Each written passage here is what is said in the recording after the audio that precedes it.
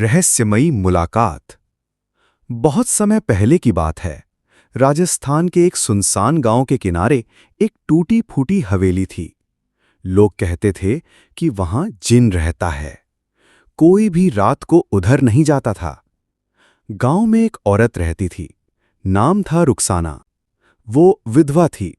अकेले खेतों में मेहनत करके गुजारा करती थी। एक दिन तेज आंधी में उसका बेटा बीमार पड़ गया। रात हो चुकी थी और वो अकेले ही जड़ी बूटी लेने उसी हवेली की ओर निकल गई, जहां कोई नहीं जाता।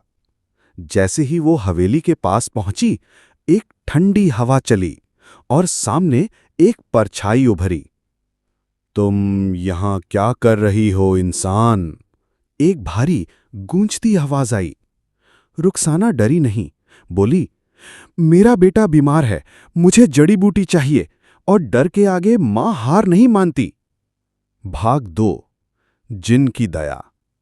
परछाई साफ हुई। वो एक जिन था। ऊंचा, काले कपड़े और लाल आंखें, लेकिन नजरों में कोई क्रूरता नहीं थी। उसने कहा, तुम्हारी हिम्मत काबिले तारीफ है, मैं तुम्हारी मदद करूंगा।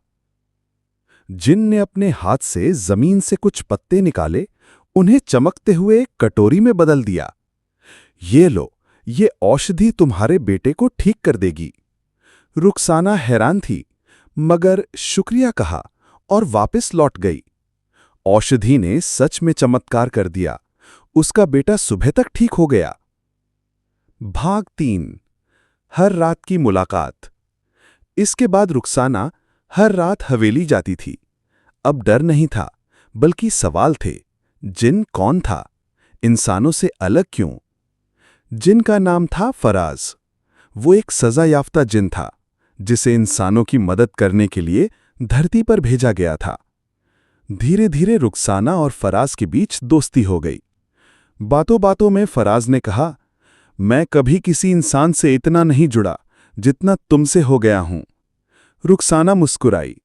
शायद इस दोस्ती की हमें दोनों को जरूरत थी। भाग 4।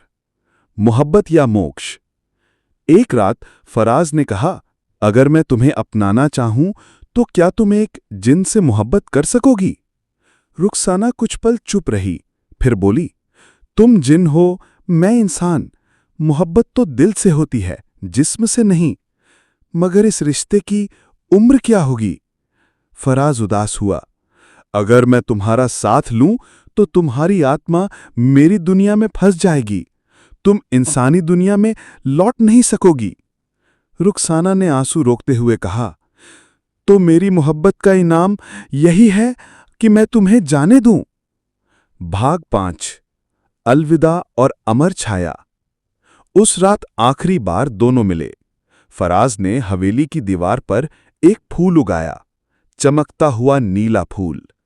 जब भी ये फूल खिलेगा, समझना मैं पास हूं, कहकर वो धुआं बनकर हवाओं में खो गया। रुखसाना उस दिन से फिर कभी हवेली नहीं गई, लेकिन हर रात उसकी खिड़की के बाहर एक ठंडी छाया जरूर रहती थी। अंतिम पंक्तियां। कभी कभी कुछ रिश्ते मुकम्मल नहीं होते, लेकिन दिलों में अमर हो जाते हैं। जिन और औरत की ये कहानी भी बस ऐसी ही थी, एक अधूरी मोहब्बत जो कभी खत्म नहीं हुई। अगर आप चाहें तो इस कहानी का वीडियो स्क्रिप्ट, नाट्य रूपांतरण या अगला भाग यानी पार्ट 2 भी बना सकता हूं। अगर आपको ये वीडियो अच्छी लगी है तो सबीर हिंदी स्टोरी चैनल को सब्सक्राइब करो, ताकि और मजेदार स्टोरी आपको सुनने को मिले।